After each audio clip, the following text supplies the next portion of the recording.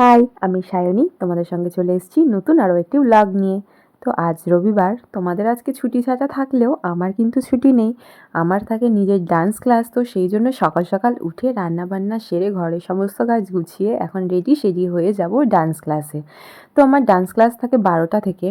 আর বাইরে তো ভীষণই রোদ থাকে, কিন্তু কি করব, নাচটাকে এত ভালোবাসি, তো তার জন্য এতটুকু স্যাক্রিফাইস তো করাই যায়, তাই না? তো চুল নিয়ে যাতে পরবর্তীকালে কোনো সমস্যা না হয় ক্লাসে, সেই জন্য ভালো করে টাইট করে বেনি টেনি করে নিচ্ছি।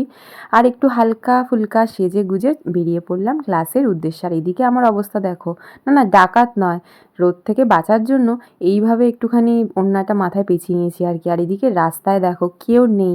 মনে মনে ভাবছি আমি পাগল নই তো।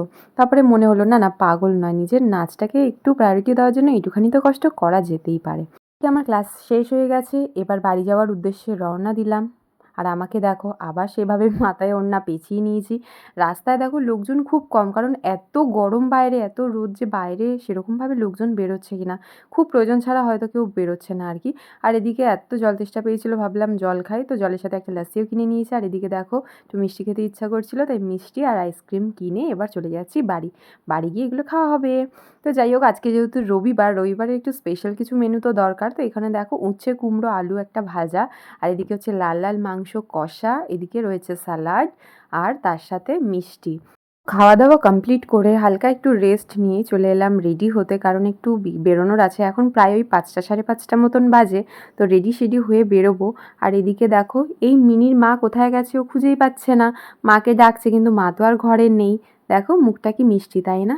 তো যাই হোক, এরপরে আমরা বেরিয়ে পড়লাম যেখানে যাব সেই উদ্দেশ্যে। আর এটা একটা দাদা বৌদি, আর এখানে দেখো আমাদের সঙ্গে এই পুচকেটাও যাচ্ছে। দেখো কি করবে এক্ষুনি, দেখেছো কেমন দুষ্টু। তো যাই হোক, এরপরে দেখো যেতে যেতে কিন্তু অনেকটাই সন্ধ্যা হয়ে যায়, এখন প্রায় 7:30 মতন তো বাজেই। এই জায়গাটা ভীষণই সুন্দর ছিল, রাস্তার দুই ধারে একদম সবুজ সবুজ গাছপালায় ঘেরা, আর অনেক ছোট ছোট স্টলও ছিল। তো আমরা প্রথমেই গিয়ে একটু ফুচকা খেয়ে নিই সবাই মিলে, তারপরে একটুখানি পাপড়ি চাট টেস্ট করি। আর এদিকে বৌদি বললো যে উনি আইসক্রিম খাবে না, ভুট্টা খাবে, তাই জন্য এখানে আমরা একটুখানি ওয়েট করছিলাম। তো দাদুর একটুখানি সময় লাগবে বলে আমরা ভাবলাম ততক্ষণ আইসক্রিমটা কিনে নিয়ে আসি। আর ঘুরতে গেছি, আইসক্রিম খাবো না সেটা কি হয়, তাই 4টে আইসক্রিম কিনে নিলাম। তো সবাই সবারটা নিয়ে নিলাম। তো সবই হলো, শেষ পাতে যদি একটু চা না হয়, আমরা বাঙালি বস, না হলে কি হয়। চা খেয়ে আজকের ব্লগটা এখানেই শেষ করলাম। তোমাদের পুরো ভিডিওটা কেমন লাগলো অবশ্যই কিন্তু কমেন্ট করে জানিও, আর ভালো লাগলে একটা লাইক করে যেও। বাই।